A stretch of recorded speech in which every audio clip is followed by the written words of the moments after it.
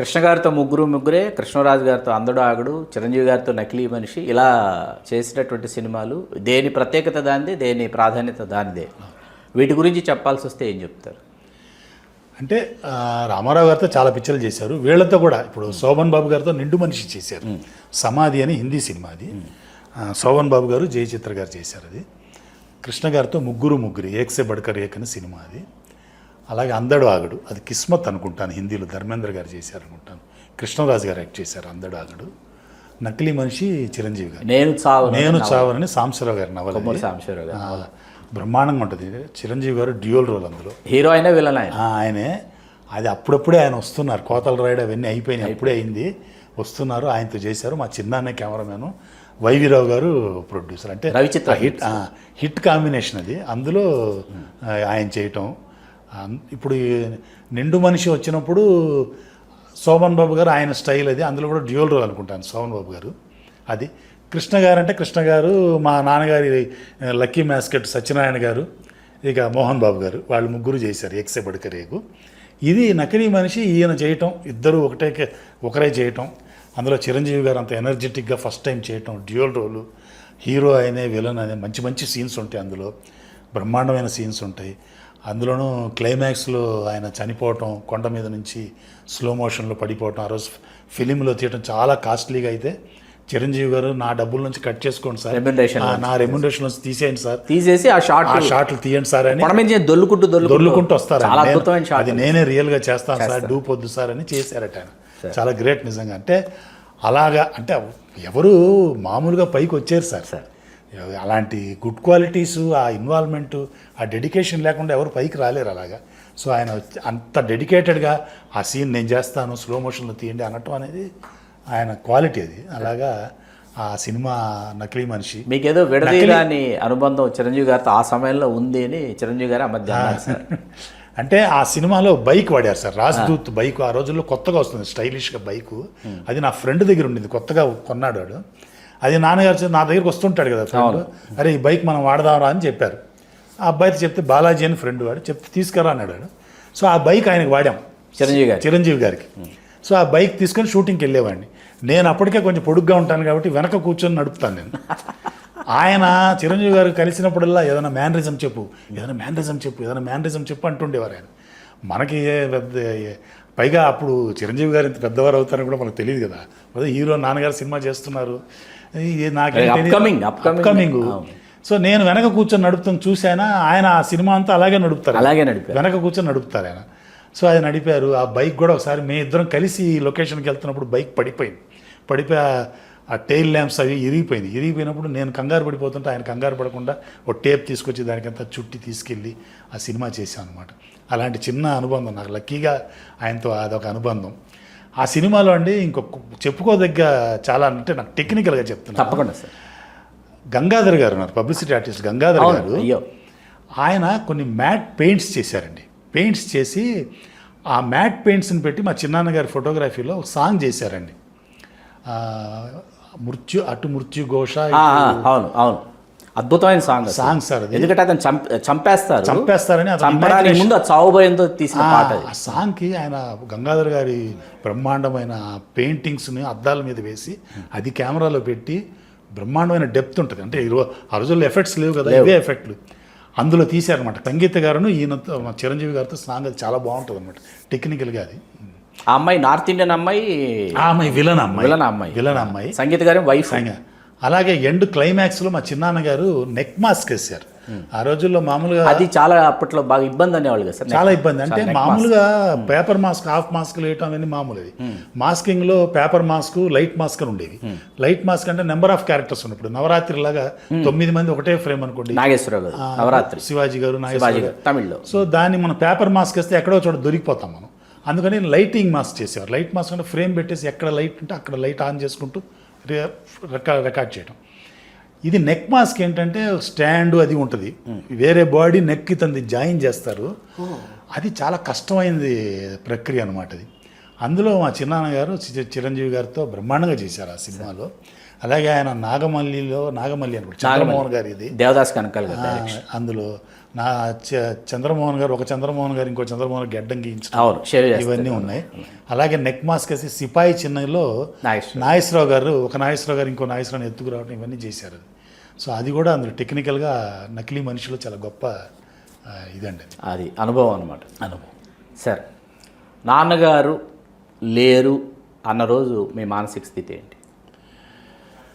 అంటే అసలు అన్బిలీవబుల్ అండి. అంటే భగవంతుడు ఏం చేస్తాడంటే నాకు తెలిసి ముందు అమ్మగారు అంటే ఒక 5 నెలలు 4.5 monthsలో నాన్నగారు. ఇద్దరు చాలా తక్కువ టైంలోనే. అయితే మనల్ని జనరల్గా భగవంతుడు మనకు బాగా కావాల్సిన వాళ్ళు దూరం అవుతున్నారు అన్నప్పుడు కొంచెం ప్రిపేర్ చేస్తాడు అనుకుంటాను. అలాగే నాన్నగారు హాస్పిటలైజ్డ్ అవ్వటం, ఆయన కష్టపడడం అవి ఉండింది. సో ఇక ఆయన లేరన్నప్పుడు మనకి అంటే ఆ ఇది ఎప్పుడు తెలుస్తుంది అంటే ఆయన కనిపించకపోయినప్పుడే తెలుస్తుంది. అది ఉన్నప్పుడు ఆ టైంలో మీరు అన్నారు కదా, ఆ టైంలో అది వెళ్ళిపోయారు అనిపిస్తుంది తప్ప తర్వాత మనం లైఫ్లో గెట్ ఆన్ అవుతున్నప్పుడు అరే నాన్న ఇది చేశాడు అది చేశాడు గుర్తు చేసుకుంటున్నప్పుడు ఇది బ్లాంక్ మనకు బాగా తెలుస్తుంది నాన్నగారు. సార్, నాన్నగారిది ఎన్టీ రామారావు గారిది విడదీరాని అనుబంధం అని అంటారు. అసలు ఎన్టీ రామారావు గారు ప్రస్తావన లేకుండా మీరు అసలు మాట్లాడరు. నాకు బాగా గుర్తుంది అది. అసలు రామారావు గారికి నాన్నగారికి ఎట్లా ఆ అనుబంధం కుదిరింది? నాకు నచ్చిన ఒక సినిమా గురించి ఈ అనుబంధం తర్వాత మాట్లాడుకుందాం, వాళ్ళిద్దరి కలయికలో. అంటే ఎన్టీ రామారావు గారు అంటే మా నాన్నగారికి దైవంతో సమానం అండి. ఎందుకంటే రామారావు గారు లేకపోతే మా నాన్నగారు లేరు. అది నేను అన్ని చోట్ల చెప్తాను నేను. ఎందుకంటే ఆయన ఏంటంటే జనరల్గా ఆ రోజుల్లో ఉన్న పారామీటర్స్ ఉంటాయి, అదర్ దాన్ టెక్నికల్ మీకు టాలెంట్ కంటే కూడా అదర్ పారామీటర్స్ ఉంటాయి. ఆ పారామీటర్స్ అన్నీ ఆయన చూసేవాడు కదా, ఆయన ఓన్లీ టాలెంట్ చూసేవాడు. టాలెంట్ చూసి మా నాన్నగారిని ఎంకరేజ్ చేసే మనిషి ఆయన. సో ఆ విధంగా ఏంటంటే మా నాన్నగారు ఆయన అంటే చాలా గౌరవం. అసలు రామారావు గారిని ఎవరిని ఏదైనా మాట అంటే అసలు పడడు. ఆ రోజుల్లో ఆయన ఏదో ఇంటికి తీసుకెళ్ళిపోతారు, అదేదో మేకప్ తుండులు ఇంటికి ఇవంటి కూడా నాన్నగారు తిట్టేవారు అనమాట. ఏం తెలుసా మీకు ఆయన ఎందుకు తీసుకెళ్తాడు ఏంటి, ఆ ఇంటికి వెళ్ళి దిష్టి తీయించుకుంటారు ఆయన. ఇవన్నీ చాలా ఇదిగా చెప్పారు. ఆయన గురించి ఏదైనా ఒకళ్ళు ఎవరన్నా చెప్తే కూడా అసలు అంటే అంత ఇది అనమాట ఆయన మీద. సో వాళ్ళిద్దరు కలిసి అంటే వాళ్ళు ఎప్పుడు స్టార్ట్ అయిందో నాకు తెలియదు సార్. యాక్చువల్గా నాకు తెలిసిందేమో అగ్గిపిడుగు విఠలాచార్య గారితో తీస్తున్నప్పుడు ఆ సినిమాతో వాళ్ళిద్దరు అనుబంధం అనుకుంటున్నాను సార్. నాకు తెలిసినంతవరకు అయితే నాకు అంత నాలెడ్జ్ చిన్నప్పుడు ఎప్పుడు ఆయన మొదలైందో అగ్గిపిడుగు, మంగమ్మ శివదం, తర్వాత వాళ్ళ కాంబినేషన్లో జ్వాలాదీప రహస్యం, ఆయన బందిపోటు మొదటి సినిమా విఠలాచార్య గారితో చేసినప్పుడు బందిపోటు, గురువును మించిన శిష్యుడు, నవగ్రహ పూజ మహిమ, అవి కాంతారావు గారు. అగ్గిపిడుగు, మంగమ్మ శబదం, జ్వాలాదీప రహస్యం, విజయసింహ, తర్వాత ఏదో కన్నడం ఏదో చేశారంటే 9 సినిమాలు చేశారు మా నాన్నగారు విఠలాచార్య గారు. 9 సినిమాలు. అప్పుడు కనిపించింది నాన్నగారు ఆయనతో అనుబంధం, ఆ నాన్నగారి టాలెంట్ చూడటం. ఎందుకంటే అందులో విఠలాచార్య గారు కొన్ని సీన్స్, ఈయన కొన్ని సీన్స్ చేసేవారు, సాంగ్స్ ఈయన చేసేవారు. కాబట్టి వాళ్ళిద్దరికి అక్కడ ఆయన మా నాన్నగారి గురించి తెలియటం అది అక్కడ బాగా అయ్యిందేమో అనుకుంటున్నాను నేను. తర్వాత నిండు మనసుల్లో వాళ్ళకిద్దరికి బాగా ర్యాప్ పెరిగింది నిండు మనసుల సినిమాలో. ఆ తర్వాత నేనే మొనగాడిని చేశాను. నేనే మొనగాడిని సొంత సినిమా అయింది. నేనే మొనగాడిని అయిన తర్వాత భలే మాస్టర్ అసలు ఎందుకు ఆడలేదు నాకు ఇప్పటికీ అర్థం కాదు సార్. ఏమో మరి మీరు బాలనటుడిగా నేను ఫస్ట్ టైం యాక్ట్ చేయటం అందులో అది ఏమో మరి అంటే ఆయన ముసలి గెటప్ అది నచ్చలేదేమో అని నేను నాకు తెలిసినంత వరకు వినోదానికి కొదవలేదు అంటే అటు పక్కన కాంచన గారు వాళ్ళతో మంచి సాంగ్స్ ఉన్నాయి, అవి ఉన్నాయి, చాలా ఎనర్జెటిక్గా చేస్తారు అటువైపు. ఆయన ఇటు వచ్చేప్పటికి అంజలిదేవి గారు ఆయనది కెమిస్ట్రీ ఏదైనా వర్కౌట్ కాలేదేమో మరి. భలే మాస్టర్ అయిన తర్వాత అంటే రామారావు గారి సినిమాలు, పల్లెటూరు చిన్నోడు హిందీ గోపి అండి. అందులో రామారావు గారు, ఎస్వి రంగారావు గారు, అది చాలా మంచి సినిమా. అది విఠలాచార్య గారు, ఈయన నాన్నగారు మొత్తం డైరెక్ట్ చేసిన నాన్నగారే, కానీ వాళ్ళకున్న ఒప్పందం ప్రకారం ఆయన పేరు ఈయన కో డైరెక్టర్ వేసుకున్నారు. పల్లెటూరు చిన్నోడి తర్వాత ఇక మా నాన్నగారి శకం, నిప్పు లాంటి మనిషి, అన్నదమ్ముల అనుబంధం, నా పేరే భగవాన్ తర్వాత మగాడు, నేరం నాది కాదు ఆకలిది అయిన తర్వాత రాజపుత్ర రహస్యం. ఆ తర్వాత అన్నదమ్ముల అనుబంధం ఉంది మధ్యలో, అన్నదమ్ముల అనుబంధం, నిండు మనిషి, ముగ్గురే, అందడు ఆగడు, మధ్యలో లాయర్ విశ్వనాథ్, నకిలీ మనిషి, షోకిలా రాయుడు మోహన్ బాబు గారితో చేశారు. షోకిలా రాయుడు, నకిలీ మనిషి, పటాలం పాండు అని మళ్ళీ మోహన్ బాబు గారితో చేశారు. నకిలీ మనిషి నాన్నగారిది లాస్ట్ పిక్చర్. నా పేరే భగవాన్ గురించి చెప్పాల్సి వస్తే ఏం చెప్తారు? సత్యనారాయణ గారు ఆయన చాలా గ్రేట్ సినిమా. సత్యనారాయణ గారి సినిమాల్లో అసలు ఎన్నదగిన సినిమా. చాలా మంది దాన్ని చర్చకు పెట్టరు ఆ సినిమాని, అసలు గుర్తురాదు చాలా మంది. చాలా గొప్ప సినిమా నా పేరే భగవాను. అసలు అందులో ఆ సాంగ్స్ కానివ్వండి, ఆ సత్యనారాయణ గారికి ప్రభాకర్ రెడ్డి గారికి మధ్య ఉన్న సీన్స్ కానివ్వండి, చాలా ఫెంటాస్టిక్ సినిమా. దానికి దేవరాజ్ గారు కెమెరామ్యాన్. ఆయన ఫోటోగ్రఫీ ఆ రోజుల్లో చాలా గ్రేట్గా చేశారు. ఆయన సబ్జెక్టు బ్రహ్మాండమైన సబ్జెక్టు, నాన్నగారు చాలా ఇష్టపడి చేశారు. ఆ సినిమాకి అసలు మనకు ఆ రోజుల్లో పేపర్స్లో వేసేవారు కదా, హాఫ్ పేజీ ఫుల్ పేజ్ వేసేవారు. అవును. ఇప్పుడు ఇవాళలాగా సోషల్ మీడియాలు కాదు కదా. కాదు. ఆ హాఫ్ పేజీ ఫుల్ పేజీలో నాన్నగారి ఫోటో ఉండేది అనమాట. ఓకే. సత్యనారాయణ గారి ఫోటో, నాన్నగారి ఫోటో ఉండేది. అంటే అలాగా పబ్లిసిటీ అయిన సినిమా అది నాన్నగారి పేరు మీద, నా పేరే భగవాన్. అసలు అందులో సి నారాయణ రెడ్డి గారి కవ్వాలి మేడలో ఉన్న చిలకమ్మ అదే సాంగ్ బ్రహ్మాండం. చాలా చాలా బాగుంటుంది. సత్యనారాయణ గారు ఎక్స్ట్రాడినరీ అండి. అసలు ఎన్ని క్యారెక్టర్, అందులో ఎన్ని వేషాలు ఉంటాయి, మారు వేషాలు అవి ఇవి వేసి చాలా బాగుంటుంది సినిమా. అది చాలా నచ్చిన సినిమా నాకు, నిజంగానే చాలా బాగుంటుంది. Sir, second half NT Rama Rao, SD Lal గారు సెకండ్ హాఫ్ అంటే నిప్పులాంటి మనిషి, అన్నదమ్ముల అనుబంధం, నేరం నాది కదా ఆకలి, ఇలా వస్తుంది. మగాడు తర్వాత లాయర్ విశ్వనాథ్, రాజపుత్ర రహస్యం. వీటిలో లాయర్ విశ్వనాథ్ కాకుండా ఆల్మోస్ట్ మిగతా అన్ని రీమేకే. అన్ని రీమేక్. రాజపుత్ర రహస్యం కూడా రీమేక్. అది కన్నడ విష్ణువర్ధన్ గారి సినిమా. అది తమిళ్ సార్, తంగమలై రహస్యం.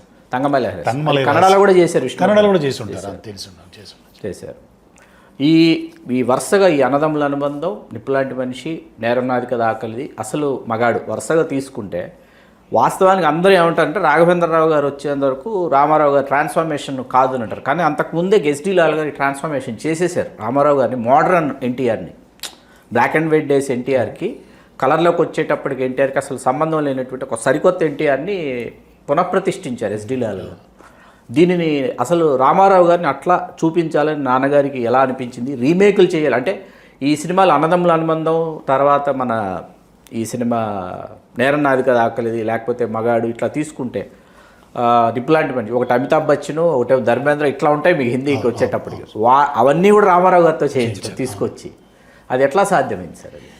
అదే నాన్నగారు ఏంటంటే ఈయన బాడీ లాంగ్వేజ్కి రామారావు గారి బాడీ లాంగ్వేజ్కి అది సెట్ అయ్యేటట్టు మార్చేవారండి. అదే ఆ సినిమాల్లో మనకు రీమేకుల్లో నాన్నగారు సక్సెస్ అవడానికి మెయిన్ రీజన్ అదే అనుకుంటున్నాను నేను. అంటే జనరల్గా ఏమనుకుంటారంటే రీమేకులు చేయడం చాలా ఈజీ అనుకుంటారు. రీమేకులు చేయడమే చాలా కష్టం యాక్చువల్గా. ఎందుకంటే ఒక లాంగ్వేజ్, ఇప్పుడు మీరు అన్న దీవార్ ఉంది, లేదా జంజీర్ ఉంది. జంజీర్ అమితాబ్ బచ్చన్ గారితో చూసేసాం జనం ఆ రోజుల్లో. అది మనం తెలుగులో దేశమంతా విరగబడి చూశారు. ఆ సినిమా తెలుగులో చేస్తున్నప్పుడు ఎలా మనం జనాల్ని మెప్పించాలి రామారావు గారిని పెట్టి. మీరు ఆ సినిమా చూస్తే రామారావు గారిని చాలా స్టైలిష్గా కూడా ఉంటారు మీరు అన్నట్టు, పెద్ద పెద్ద అద్దాలు వేసుకొని ఆ బాడీ లాంగ్వేజ్ అంతా రామారావు గారి. ఇప్పుడు అమితాబ్ బచ్చన్ గారిని ఫాలో చేయలేదు, ఈయన స్టైల్లో ఈయన చేశారు. సో దానికి తగ్గట్టు మార్చుకొని ఇప్పుడు ఆ రోజుల్లో కూడా ఇప్పుడు మీరు రీమేకులు చేసేటప్పుడు ఇప్పట్లాగా గ్యాడ్జెట్స్ లేవు మన దగ్గరికి. మన దగ్గర ఏదో ల్యాప్టాప్లో పెట్టుకొని షార్ట్లు చూసుకొని ఇక్కడ చూస్తూ అక్కడ చేయటం అట్లా కాదు కదా, అంత మెమరీలో ఉండాలి. నేను చెప్పా కదా ఇందాక, రాత్రులు కూర్చొని మొత్తం రాసుకొని ఒకసారి చూస్తారు. సినిమా వేసి కూడా చూడలేం కదా, విహెచ్ఎస్లు కూడా లేవు కదా, లేవు. ఒకసారి ప్రొజెక్షన్ వేసి చూసుకున్నప్పుడు అది కూడా ఖర్చే. వేసుకున్నప్పుడు అప్పుడే నోట్ చేసుకొని చేయటం, అంతేగాని అవన్నీ మెమరీలో పెట్టుకొని చేయటం, ఎదురుగా పెట్టి చేయటం కాదు. అది ఫస్ట్ టెక్నికల్గా. ఇక మీరు అన్నట్టు రామారావు గారికి ఆ బాడీ లాంగ్వేజ్కి నాకు సరిపోయేటట్టు మలుచుకొని చేసేవారు. సో దానివల్లే అవన్నీ అంత హిట్ అయినాయి అనుకున్నాను. మీరు అన్నట్టు ఒకటి అమితాబ్ బచ్చన్ గారు కావచ్చు, ధర్మేంద్ర గారు, ఇప్పుడు పూలూరు పత్తర్ నిండు మనసుల్లో ధర్మేంద్ర గారి కంటే రామారావు గారిది బాగుంటుంది, చాలా బాగుంటుంది. ఆ స్టైలు అదంతా కూడా బ్రహ్మాండంగా. రామారావు గారు అసలు వాకింగ్ అదంతా కూడా చాలా సిగరెట్ కాల్చడం కానివ్వండి, అవన్నీ స్టైలిష్గా ఉంటాయి. అంటే అలాగే నేనే మొనగాణిలో రామారావు గారి చేత నిక్కర్లు వేయించి టీషర్ట్లు వేసి ఇంగ్లీష్ సాంగ్ అందులో షీలా గారితో. సో మీరు అన్నట్టు ఇప్పుడు తర్వాత మా గురువు గారు రాఘవేంద్ర గారు, అది వేరు, ఆ శకం వేరేది, అది వేరు. ఈ తర్వాత ఏమైందంటే నాన్నగారు ఏంటంటే మెల్లగా ఈ యాంగ్రీ మ్యాన్ లుక్ వచ్చిన తర్వాత అన్నదమ్ముల అనుబంధం ఇవన్నీ కూడా ఈయనకి సాంగ్స్ లేకుండా రామారావు మీద అసలు సాంగ్స్ ఉండేవి కాదు. తర్వాత వచ్చాయి నిప్పులాంటి మనిషి, అన్నదమ్ముల అనుబంధం, లాయర్ విశ్వనాథ్, ఇవన్నీ కూడా బ్యాక్గ్రౌండ్ సాంగ్స్ ఉంటాయి కానీ ఆయన డ్యూయెట్లు ఉండవు పెద్దగా. సో అలాగా మెయిన్గా ఆయన బాడీ లాంగ్వేజ్కి ఇచ్చేయటం, అలాగే వాళ్ళిద్దరు అనుకోవటం, వాళ్ళిద్దరు కెమిస్ట్రీ కూడా బాగుండేదండి నాన్నగారికిను రామారావు గారికి. మా నాన్నగారు అనేవారు ఏదన్నా షాట్ సరిగా రాకపోయినా కూడా కెమెరా దగ్గర నుంచి 1 more అనేవారు కదట నాన్నగారు. ఆయన దగ్గరికి వెళ్ళి రామారావు గారు చెవిలో చెప్పారట, కొంచెం ఇలా చేస్తే బాగుండేదేమో, అదంటే 1 more బ్రదర్ అని ఆయనే అలా చేసేవారట. అంటే జనరల్గా మనం డైరెక్టర్లు అప్పుడు ఆ రోజుల్లో మానిటర్లు లేవు కదా, కెమెరా పక్కనే కూర్చొని ఉంటాము. 1 more అంటే అది బాగోదు కదా. సో ఆయన అంత గౌరవంగా ఆయనతో పని చేయించుకునేవారు అనమాట. సార్ నా అభిమాన చిత్రం రాజపుత్ర రహస్యం సార్. మా చైల్డ్హుడ్ మెమరీస్లో, గోల్డెన్ మెమరీస్లో నేను మా పెద్ద చెల్లి, మా అమ్మ నాన్న కలిసి థియేటర్కి వెళ్ళి, నాకు ఇంకా మల్లికార్జున టాకీస్ మదనపల్లి ఆదివారం ఫస్ట్ షో గుర్తొస్తుంది ఇప్పటికీ. అసలు సినిమా చూస్తున్నంతసేపు ఇంకొక లోకంలో విహరించిన అనుభూతి నాకు. అంటే వేరే కంప్లీట్ ఇంటికి వచ్చినా కూడా అదే ట్రాన్స్ అనమాట రాజపుత్ర రహస్యం. ఆ కంప్లైంట్ ఏంటంటే సరైన ప్రింట్ లేదు యూట్యూబ్లో, అస్సలు సరైన ప్రింట్, తెలుగు ప్రింట్ లేదు. అది ఎవరు తప్పేదేమో నాకైతే అర్థం కాదు. రాజపుత్ర రహస్యము అసలు ఆ రోజుల్లో అసలు అలా తెరకెక్కించడం అసలు అసాధ్యమైన విషయం. అసలు అది ఎట్లా సాధ్యమైంది అసలు? అది నాన్నగారు మరి నాకు అది ఎట్లా సాధ్యమైందంటే ఆ సినిమా చాలా కష్టపడ్డారు. యాక్చువల్గా ముదుమలై ఫారెస్ట్లో చేసేవాళ్ళు. రామారావు గారి ఏనుగులు అండి, ఎన్ని ఏనుగులు, 10 ఏనుగులలో 10 ఏనుగులను పెట్టి, ఇప్పటిలాగా గ్రాఫిక్స్ కాదు కదా, ఆ రియల్ ఏనుగులను పెట్టుకొని ఈయన పైగా ఆ గెటప్, బేర్ బాడీ, ఆ టార్జాన్ గెటప్, ఆ గెటప్లతో అక్కడ తీయటం. దానికి పెద్ద ఎసెట్ విన్సెంట్ గారండి. విన్సెంట్ గారు కెమెరామెన్. దానికి ఆయన పెద్ద ఎసెట్ ఆ సినిమాకి యాక్చువల్గా. కేవి మహాదేవన్ గారు మ్యూజిక్, హేమాహేమీలు అనుకోండి వాళ్ళందరూ. సో వాళ్ళతో పాటు చేశారు. జయప్రద గారు, రామారావు గారు. సాంగ్స్ బాగుంటాయి అందులో. ఆ ముదుమలిలో తీసింది మాత్రం చాలా కష్టపడి చేశారు, చాలా కష్టపడి చేశారు యాక్చువల్గా. అదంతా అందులో చాలా బాగుంటాయండి సీన్స్. సెంటిమెంటల్గా రామారావు గారు ఈ అమ్మాయి ఏనుగులతో ఇంటరాక్ట్ అయ్యేది అదంతా. ఏనుగులు నాన్నగారు చెప్పేవారు అనమాట, అవి చాలా మంచి జంతువులు, కానీ ఎప్పుడు ఏమొద్దో చెప్పలేము మనం. సడన్గా ఏదైనా ఒక్కటి ఇలా అనిందంటే అయిపోయింది మనం. సో ఆ జాగ్రత్తగా చేయటం, వాటిని పెట్టుకొని చేశారు వాళ్ళు. సిఎస్ రాజు గారు మా నాన్నగారికి చాలా క్లోజెస్ట్ ఫ్రెండ్. ఆయన గిరిజ గారు, ఆర్టిస్ట్ గిరిజ గారి భర్త, ఆయన ప్రొడ్యూసర్ దానికి.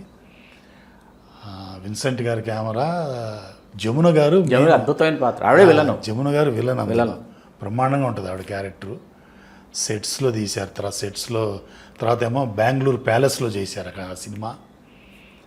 అదే చూచాయిగా నాకు అవే గుర్తున్నాయి. మరి అది చాలా మంచి సినిమా, గొప్ప సినిమా సార్. తెలుగు చిత్రరాజాల్లో టెక్నికల్గా దాచుకోదగిన సినిమాలు. విన్సెంట్ గారు కెమెరామెన్ దానికి. విన్సెంట్ గారు చేస్తున్నప్పుడు నాకు నా లేటర్ లైఫ్లో నాకు పాఠాలు చెప్పేటప్పుడు నాన్నగారు విన్సెంట్ గారి నాకు ఆదర్శంగా ఒక పాయింట్ చెప్పేవారు అనమాట. అరే ఆయన అంత పెద్ద కెమెరామెన్ కదా, ఆయన పొద్దున వచ్చి ఫస్ట్ షాట్ చెప్తుంటాం కదా, డైరెక్టర్ చెప్తాడు కదా, ఆయన ఎంత శ్రద్ధతో వింటాడో, రాత్రి 9ంటికి లాస్ట్ షాట్ కూడా అంతే శ్రద్ధతో వింటాడు ఆయన. అది లాస్ట్ షాట్ ఒక అగ్గిపెట్టి క్లోజ్ షాట్ అయి ఉండొచ్చు, ఇన్సెట్ అయినా కూడా ఆయన అంతే శ్రమతో చేస్తాడు ఆయన. సో అది నేర్చుకోవాలి మనం అని ఆయన గురించి చెప్పేటప్పుడు ఆ మాట చెప్పాడు అనమాట, విన్సెంట్ గారి గురించి చెప్పేటప్పుడు. అద్భుతం సార్. నాన్నగారికి అతి సన్నిహితులు, అత్యంత సన్నిహితులు, ఆత్మీయులు అంటే సినిమా పరిశ్రమలో ఎవరి గురించి చెప్తారు? నాకు తెలిసినంత సిఎస్ రాజు గారండి. సిఎస్ రాజు, గిరిజ గారి సన్యాస్ రాజు గారు అండి. ఆయనతో బాగా క్లోజ్గా ఉండేవారండి. నాన్నగారికి మెయిన్ సపోర్ట్ పిల్లర్ అంటే వైవీరావు గారు. రవిచిత్ర ఫిలిమ్స్, ఆయనతో ఎక్కువ సినిమాలు చేశారు. గొల్లపూడి మారుతిరావు గారు ఎక్కువ సినిమాలు రాశారు కాబట్టి వాళ్ళిద్దరు ఫ్రెండ్షిప్ నాకు తెలిసి. ఇక ఆయనకి మిగతా ఎవరున్నారో తెలియదు. Telugu cinema commercial care of address అంటే ఎస్డి లాల్ గారి పేరు చెప్పచ్చు. ఎస్డి లాల్ గారి భావజాలం ఏదైతే ఉందో, అంటే తెర మీద సినిమాగా కమర్షియల్గా చూపించాలి అనేటటువంటి ఆ భావజాలాన్ని ఆ తర్వాత కేఎస్ఆర్ దాస్ గారు అందిపుచ్చుకున్నారని నాకు అనిపిస్తుంది. ఇది టెక్నిక్ కావచ్చు, స్పీడ్ కావచ్చు, ఇవన్నీ క్యారీ చేయటం, క్యారీ ఫార్వర్డ్ అంటారు. అది మీ కేఎస్ఆర్ దాస్ గారు అక్కడి నుంచి చేసుకొచ్చారు. కాకపోతే కేఎస్ఆర్ దాస్ గారు, రాఘవేంద్రరావు గారిది కమర్షియల్ సినిమాకి సంబంధించి అదొక మాయాజాలం అయింది. కోదండరామరెడ్డి గారు వాళ్ళది అదొక ఇది. కాకపోతే వీళ్ళ గురించి జరిగినంత చర్చ ఎస్డి లాల్ గారి మీద జరగలేదు అంటే మీరేం చెప్తారు?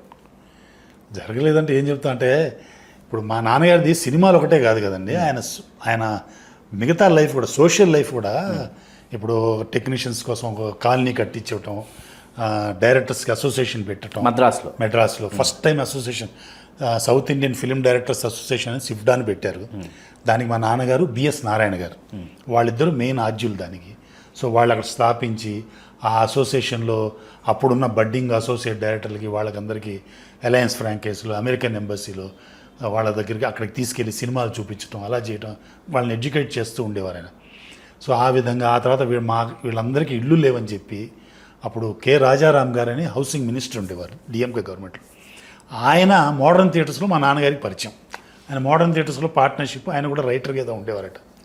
ఆ పరిచయం మీద మా నాన్నగారు ఈ south Indian film directors association తరఫున వీళ్ళందరినీ తీసుకెళ్ళి మాకు ఇల్లు కావాలి అని గవర్నమెంట్ తరఫున ఆయన రిక్వెస్ట్ చేస్తే, ఆయన కరుణానిధి గారు అప్పుడు చీఫ్ మినిస్టర్ గారు, ఆయన దగ్గర సినిమా వాళ్ళకి ఇల్లు కడితే మనకి వాళ్ళు ఓట్లేరు, మా స్లమ్కి అదే డబ్బు ఖర్చు పెడితే వాళ్ళు ఓట్లు వేస్తారు మనకంటే కూడా ఆయన మా నాన్నగారి మీద ఉన్న అభిమానంతో ఆయన ఒప్పించి ఫస్ట్ టైం ఇన్ ఏషియా అనుకుంటాను ఒక సినిమా ఫెర్టిలిటీకి ఒక పెద్ద కాలనీ గవర్నమెంట్ కట్టించడం.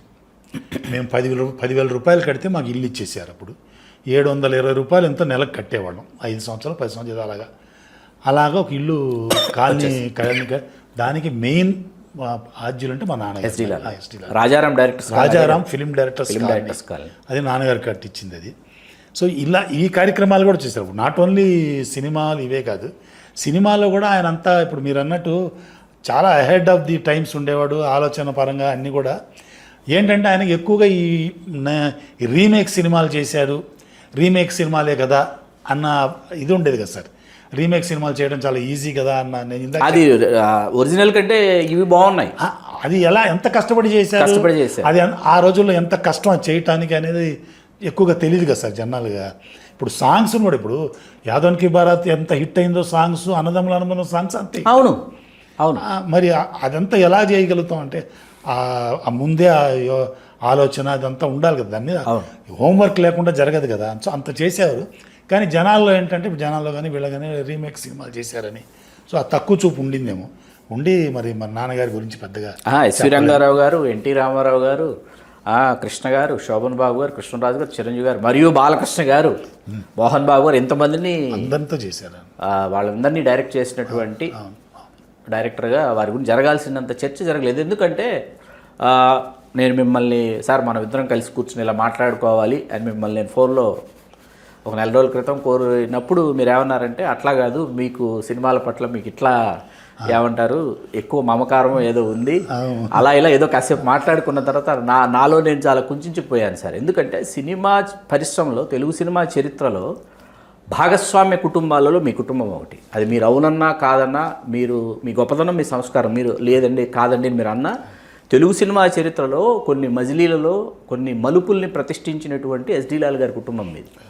అట్లాంటిది మీరు గారు ఏంటి ఇలా అంటున్నారు అని నేను ఒక 4 రోజులు నేను అసలు మీకు ఏ మెసేజ్ చేయలేదు, నేను మీతో కమ్యూనికేట్ అవ్వాలా. నాలో నేను నిజంగా కుంచిపోయాను. ఎందుకంటే జరగాల్సినంత చర్చ వీళ్ళ గురించి జరగాలి కదా, అధ్యయనం చేయాలి కదా ఈ సినిమాల గురించి. ఇప్పుడు మనగాళ్ళకు మనగాడు ఉంది, తమిళ్లో వలనోంకి వలను, హిందీ ఒరిజినల్ ఉస్తాద్ కంటే తెలుగు చాలా బాగుంటుంది. నాకు ఆయన కత్తుల రత్త ఇంట్రడక్షన్ ఎంత ఇష్టం, రంగారావు గారి introduction scene.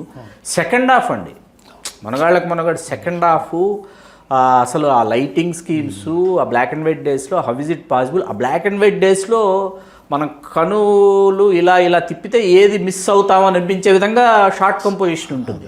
How is it possible, వీటి గురించి చర్చ జరగాలి కదా, వీటిని కాపాడుకోవాలి కదా అనేది నా వైపు నుంచి నాకు అనిపిస్తుంది. నేను చెందిన అంతర్మదనం అదనమాట. కాబట్టే మనం మాట్లాడుకుంటున్నాం సార్. చాలా సంతోషం. అంటే అసలు ఒకటి ఇలాంటి ప్రోగ్రామ్ పెట్టడం sir, memories with my father అని పెట్టడం, అందులో నన్ను పిలిపించి మాట్లాడడం, మా నాన్నగారు మీతో ప్రారంభించాం. చాలా అసలు చాలా ఇప్పుడు మీరు ఇందాక అన్నారు కదా మా నాన్నగారి గురించి చర్చ, అవును ఇది చాలు సార్ సార్ ఇది ఇంతకంటే గొప్ప అవకాశం ఉంటుంది.